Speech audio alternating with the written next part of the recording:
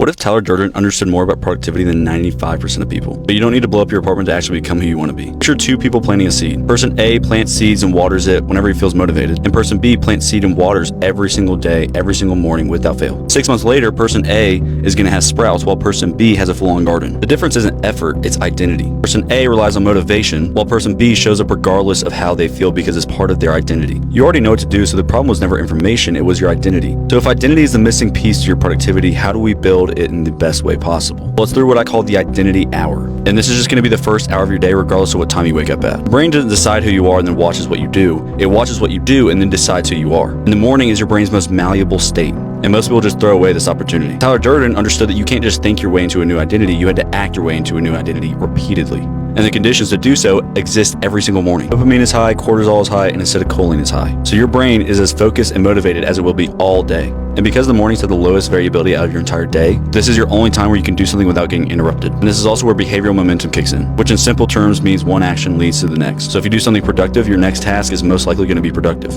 But if you do something lazy like scrolling your phone, your next task is going to be something lazy most likely. And also self-perception theory kicks in, which just means your brain learns by watching what you do. So every time you act like the person you want to be, your brain collects the evidence and starts to believe it. And that's identity hour. 1 hour of intentional action when your brain is in its most malleable state. The action becomes evidence, evidence becomes belief, and belief becomes identity. Tyler Durden didn't teach the narrator productivity and discipline. He gave him an identity to act on. And the identity hour gives you the exact same thing.